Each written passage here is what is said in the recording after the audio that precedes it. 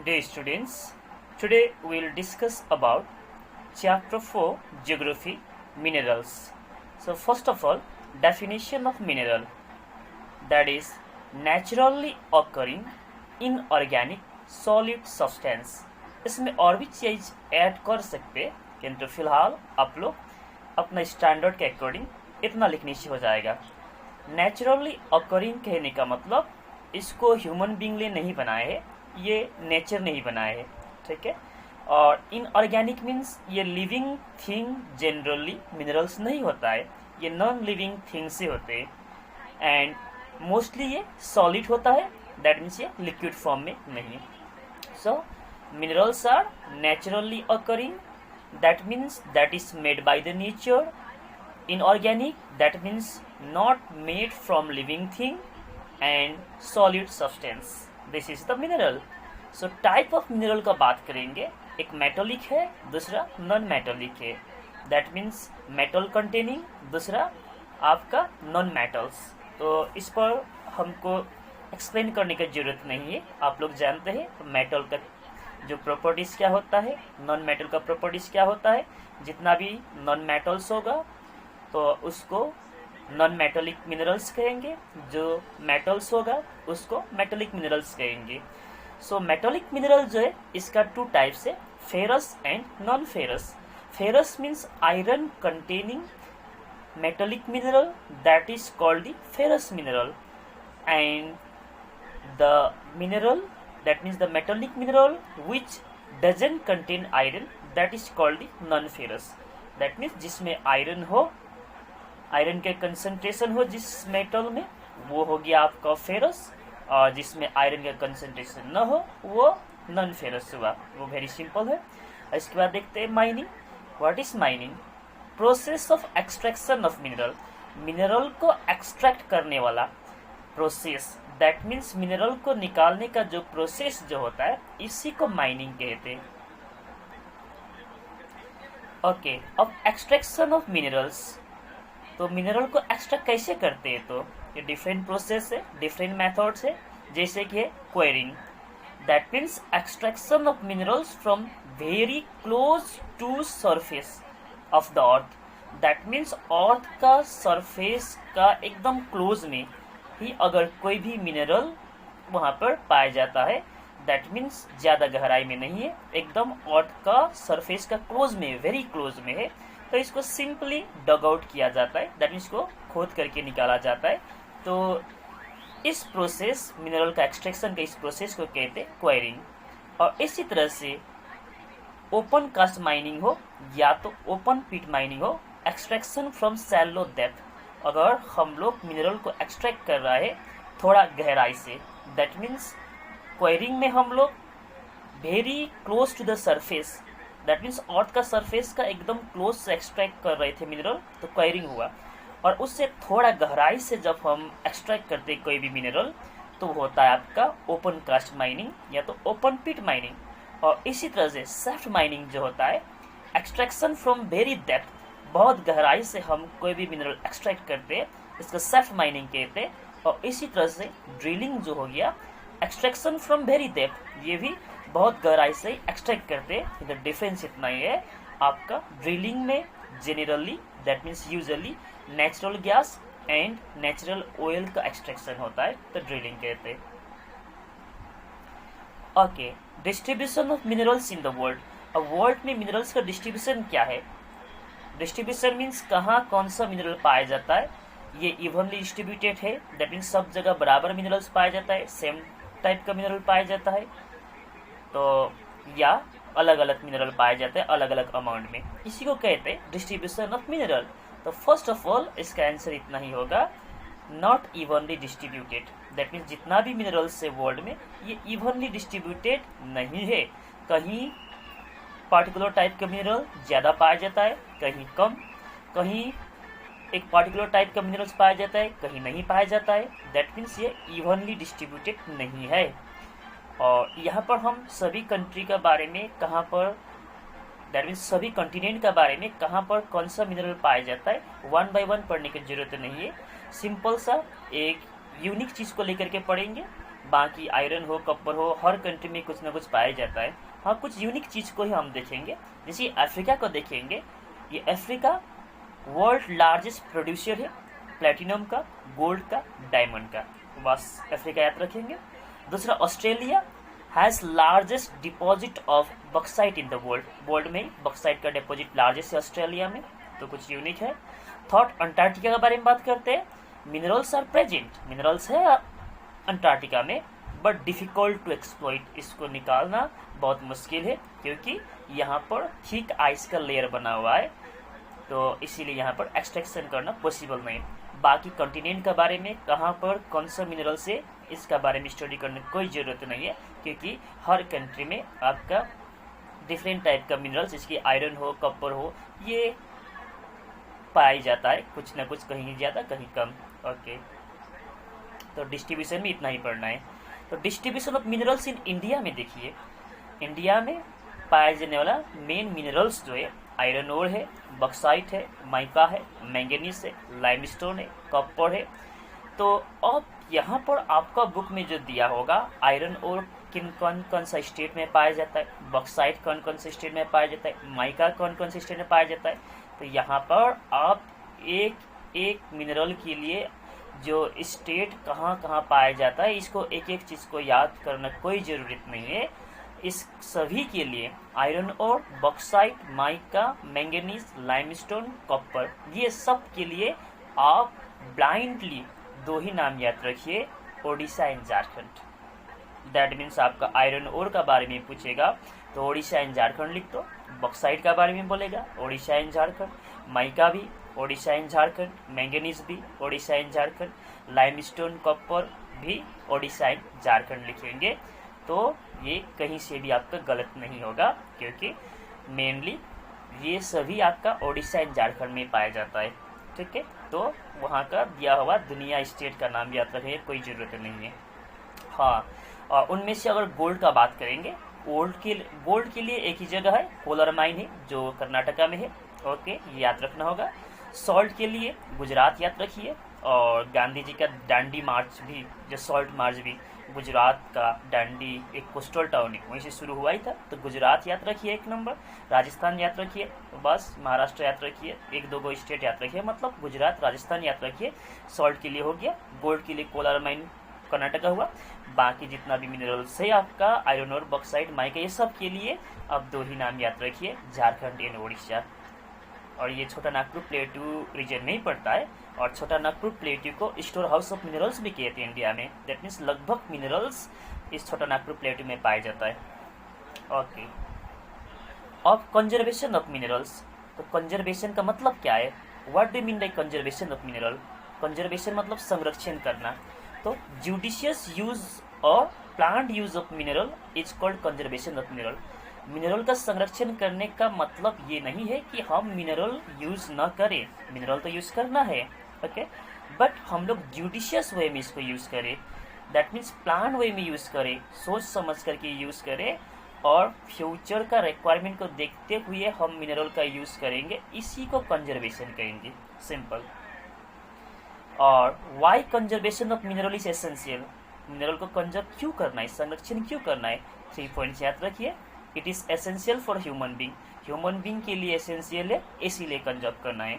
Number 2, most of minerals are non renewable. ज़्यादातर mineral non renewable है, तो एक बार यूज़ करेंगे तो बार बार यूज़ नहीं कर सकते हैं, और ये हम लोग के लिए एसेंशियल भी है, तो इसीलिए कंजर्व करना है। Third, it is limited in nature. ये लिमिटेड है, ये आपका ऐसा नहीं है कि ये बहुत ज़्यादा है, ये लिमिटेड है और हम लोग के लिए ज़रूरत है, इसीलिए कंजर्व करना है। Okay, this much for today.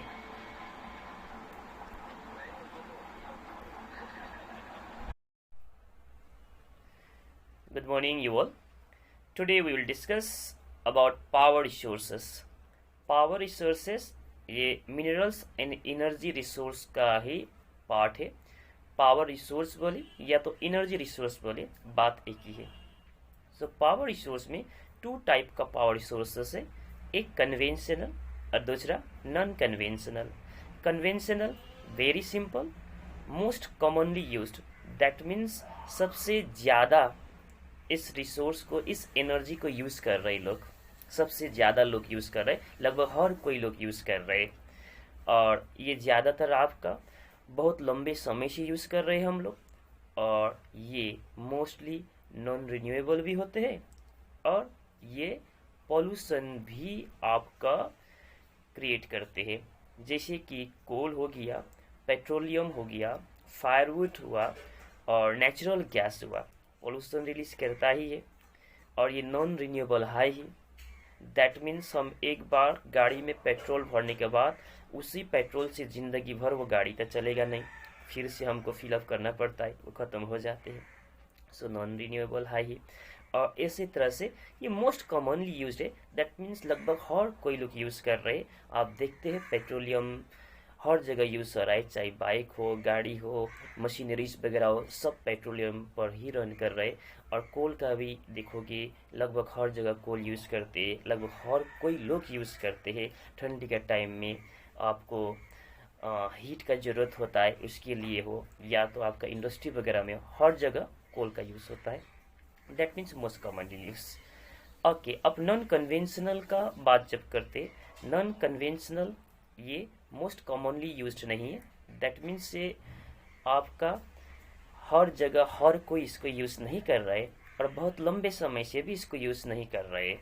और ज़्यादातर नॉन कन्वेंशनल जो है ये रिसेंट का डेवलपमेंट है, प्रेजेंट में इसको थोड़ा बहुत लोग यूज़ कर रहे हैं, और आपका ये ज़्यादातर पोल्यूशन भी जनरेट नहीं करते। और साथ साथ अगर इसको देखेंगे ये मोस्टली रिन्यूएबल होता है, जैसे कि आपका टाइडल एनर्जी हो गया, जियोथर्मल एनर्जी हुआ, ओके, सोलर एनर्जी हुआ, एटॉमिक एनर्जी हुआ, बायोगैस हुआ। तो ये ज़्यादातर आपका पोल्यूशन भी रिलीज नहीं करते, और दूसरा ये आपका रिन्यूएबल होते। दैट मीन्स एक बार आप एक विंड पावर प्लांट सेटअप करते हैं, तो इसका यहाँ पर हम लोग जैसे गाड़ी में एक बार पेट्रोल भरने के बाद बार बार भरना पड़ता है, तो एक बार आपका विंड पावर प्लांट सेटअप करने के बाद तो विंड वहाँ पर आपका नेचुरली ब्लो करते रहेगा, और वो विंड पावर प्लांट अपना काम करता ही रहेगा। ठीक है, दैट मीन्स से इसलिए ये रिन्यूएबल है। दैट मीन्स ये अपना काम करते ही रहेगा, हमको बार बार वहाँ पर कुछ फ्यूल डालने के लिए ऐसा जरूरत है ही नहीं। ओके, तो अब यहाँ पर कन्वेंशनल रिसोर्स के बारे में फर्स्ट पढ़ेंगे। तो कन्वेंशनल में जैसे कि हमने बोले कि कोल, पेट्रोलियम, ठीक है, और इसी तरह से आपका नेचुरल गैस। तो ये तीनों तो फर्स्ट फॉसिल फ्यूल हुआ, कोल, पेट्रोलियम एंड नेचुरल गैस, ये तीनों फॉसिल फ्यूल हो गया। तो फॉसिल फ्यूल मतलब आपका dead remains of plants and animal, plant and animal का डेट रिमेन, ठीक है, जो मरा हुआ जो पार्ट जो है, ठीक है, buried under the earth for millions of years, जो अर्थ का अंडर में बरी होकर के, दैट मीन्स वहाँ पर दब करके रहे होंगे million of years, and due to heat and pressure, earth का हीट और प्रेशर के कारण वो कोल में या तो पेट्रोलियम में या तो नेचुरल गैस में कन्वर्ट हुआ होगा, उसी को फॉसिल फ्यूल कहते हैं। फर्स्ट तो फॉसिल फ्यूल का डेफिनेशन इतना ही होता है, date remains, DEAD, dead remains of plants and animals buried under the ground for millions of years, and due to heat and pressure inside the earth, it is converted into coal, petroleum or natural gas, that is the fossil fuel. That means यहाँ पर conventional resources में एक number आता है fossil fuel।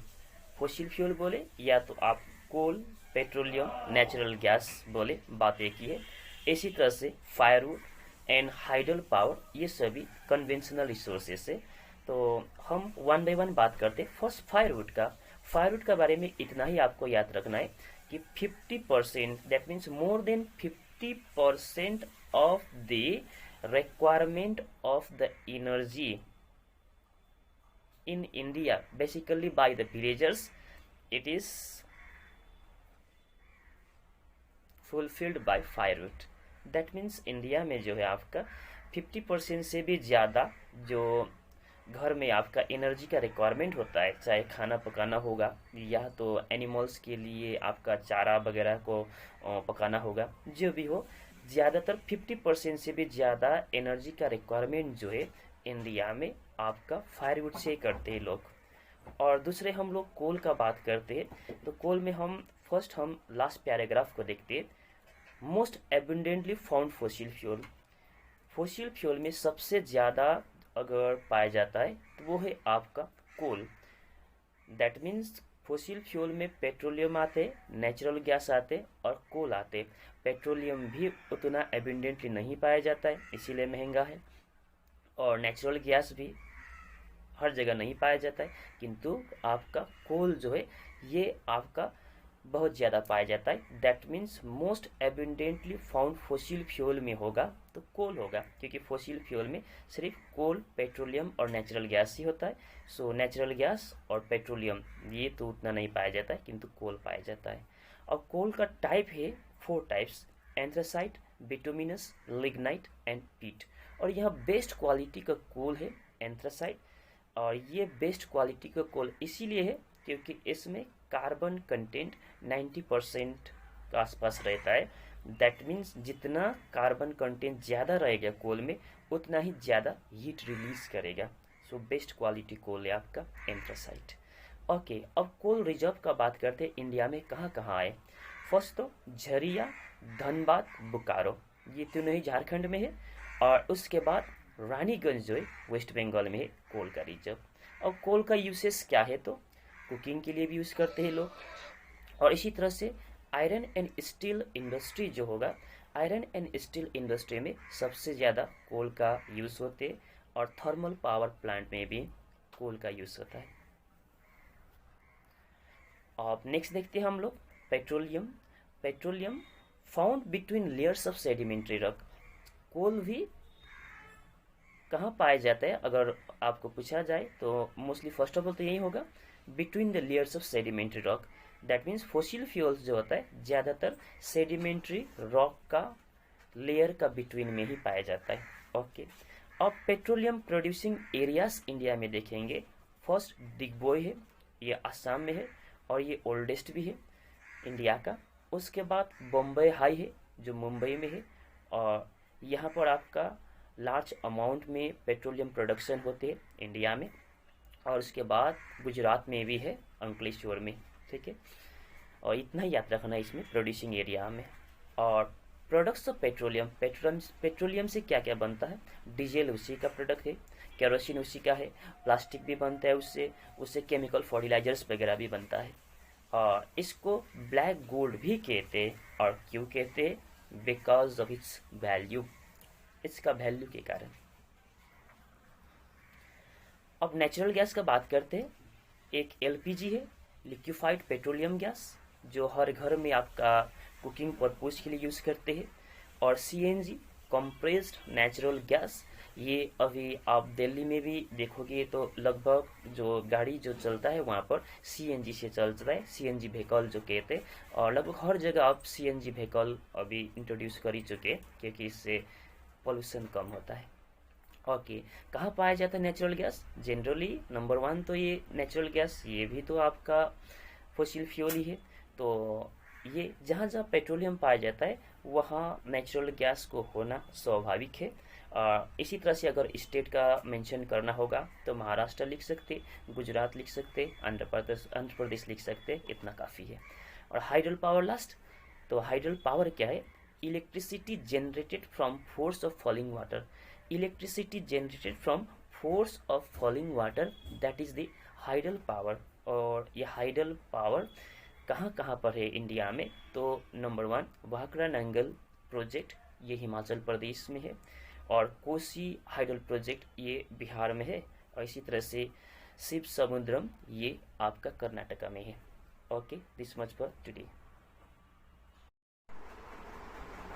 Good morning, you all. Today we will discuss non-conventional sources of energy. So first of all, solar energy. Energy that we get from sunlight. हमको ये energy sunlight से मिलते और photovoltaic technology use करके sunlight को directly electricity में convert किया जाता है। Second, wind energy. High speed wind rotates the wind mill. High speed wind जो है ये विंड मिल को रोटेट करते हैं और ये विंड मिल जो है आपका जनरेटर से कनेक्टेड होते हैं और इस तरह से यहाँ इलेक्ट्रिसिटी जनरेट होती है। और विंड मिल इंडिया में कहाँ कहाँ है ये कुछ याद रखना है, Andhra Pradesh, Gujarat, Karnataka and etcetera. Another nuclear energy produced by disintegration of radioactive elements, या तो इसको सिंपल लैंग्वेज में कहो तो यूरेनियम एंड थोरियम का जो एटम जो है इसको स्प्लिट करके यहाँ पर जो एनर्जी जनरेट किया जाता है तो इसी को कहते हैं न्यूक्लियर एनर्जी। स्प्लिट करना मतलब एटम को स्प्लिट करना मतलब इसको दूसरा वर्ड में कहूँ तो फिशन भी कहते हैं। एक फ्यूजन होते हैं और फिशन मीन्स उसको तोड़ना, ठीक है। और इसमें आप लोगों को याद रखने ये कि न्यूक्लियर पावर प्लांट इंडिया में कहाँ कहाँ है। यह है आपका एक Narora UP, Tarapur Maharashtra, Kota in Rajasthan, Kakrapar in Gujarat and Kaiga in Karnataka. ये आपका मैप वर्क में भी आएगा, क्लास 10 का बोर्ड एग्जाम में भी, मैप वर्क में भी। Another one tidal energy generated from ocean tide, जैसे कि high tide and low tide जो है उस समय उस वाटर को हम लोग यूज करते हैं टरबाइन को टर्न करने के लिए और उस तरह से यहाँ पर इलेक्ट्रिसिटी जनरेट किया जाता है टाइडल एनर्जी में। और ये कहाँ पर है इंडिया में, तो गल्फ ऑफ कच्छ गुजरात में है, सुंदरबन एरिया वेस्ट बंगाल में है। इसमें इतना याद रखना है। और geothermal energy heat and electricity produce by using the heat from interior of the अर्थ का जितना इंटीरियर में जाएंगे उतना ही हीट मिलेगा और उस हीट और हॉट वाटर जैसे ही अर्थ का सरफेस पर आते ये स्टीम पर कन्वर्ट हो जाता है, दैट मीन्स वाफ पर कन्वर्ट हो जाते हैं और उस वाफ को यूज करते हैं टरबाइन को टर्न करने के लिए और इस तरह से यहाँ पर भी फिर इलेक्ट्रिसिटी जनरेट करते हैं। और ये जनरल ही आपका पुगा वैली लद्दाख में, पार्वती वैली ये नियर मणिकरण इन हिमाचल प्रदेश में है। Last biogas energy generated from animal waste, human waste, kitchen waste etcetera. यहाँ पर क्या होता है कि आपका जब ये डिकम्पोज होते हैं तो जनरली मीथेन गैस रिलीज होते हैं और इसी को हम लोग यूज करते हैं कुकिंग पर्पस में और डिफरेंट पर्पस के लिए। अब conservation energy resources, judicious use, thoughtful use और planned use of resources, that is called conservation of resources. That means सोच समझ करके यूज करना, ठीक है, प्लानिंग वे में यूज करना रिसोर्सेज का, इसी को कहते हैं कंजर्वेशन। अब why to conserve, energy resource का कंजर्वेशन क्यों करें, तो पॉइंट 1 होगा most essential for human being, तो ये ह्यूमन बीइंग के लिए मोस्ट एसेंशियल है। दूसरा लिमिटेड नेचर में है, ज़्यादा नहीं है, लिमिटेड है and most of them are non renewable. तो आप लोग जब लिखेंगे तो इसको एक ही पैराग्राफ में नहीं लिखेंगे, फर्स्ट लाइन में लिखेंगे it is most essential for human being और फुल स्टॉप डाल देंगे, वह कॉमा नहीं। Second it is limited in nature, second line में लिखेंगे, फुल स्टॉप डाल देंगे। और third most of them are non renewable, इस तरह से लिखेंगे तो 3 पॉइंट हो जाएगा, तो आपको मार्क्स मिलेगा। और how to conserve of energy resource को कंजर्व कैसे करें, प्रोटेक्ट कैसे करें, संरक्षण कैसे करें।